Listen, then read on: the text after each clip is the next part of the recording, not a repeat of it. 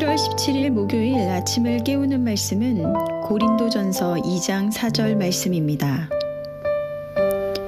내 말과 내 전도함이 설득력 있는 지혜의 말로 하지 아니하고.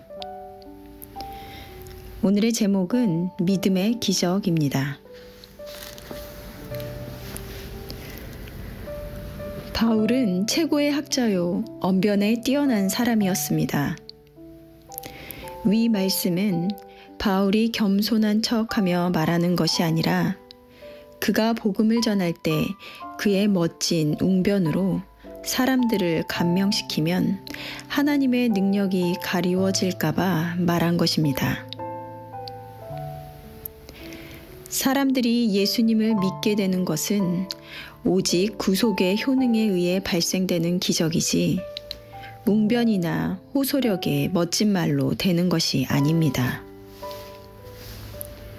오직 순전한 하나님의 능력으로 되는 것입니다. 구속의 창조적인 능력은 복음의 가르침을 통해 옵니다. 그 복음을 가르치는 자의 개성 때문에 오는 것이 아닙니다. 따라서 복음 증거자의 진정한 금식은 음식이 아니라 자신을 멋지게 드러내려는 언변, 감명, 우암 등 하나님의 복음만이 제시되는 것에서부터 주의를 빼앗는 모든 것이어야 합니다. 설교자는 그 자리에 하나님의 대언자로 하나님이 우리로 너희를 권면하시는 것과 같이 서 있습니다. 설교자는 하나님의 복음을 제시하기 위해 그 자리에 서 있는 것입니다.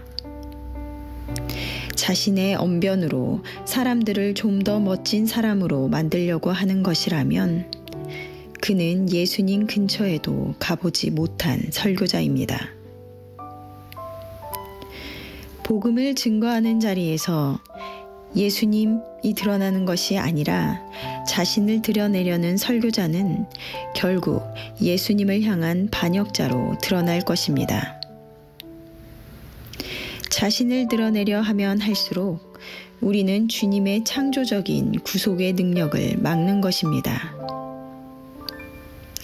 요한복음 12장 32절의 말씀인데요. 내가 땅에서 들리면 모든 사람을 내게로 이끌겠노라.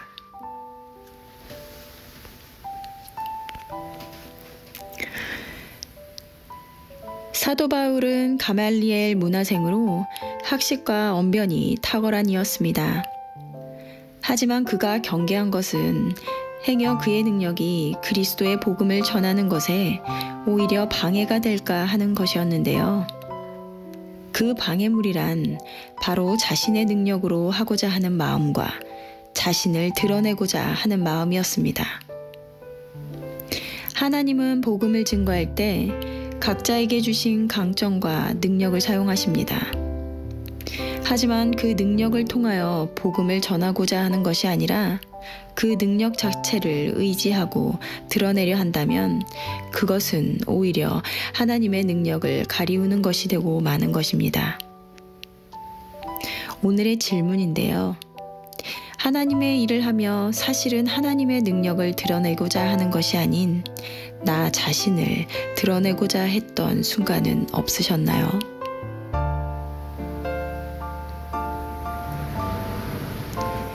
오늘도 말씀을 묵상하며 내가 아닌 하나님의 복음의 능력이 드러나는 삶을 살아내시는 오늘이 되시기를 바랍니다.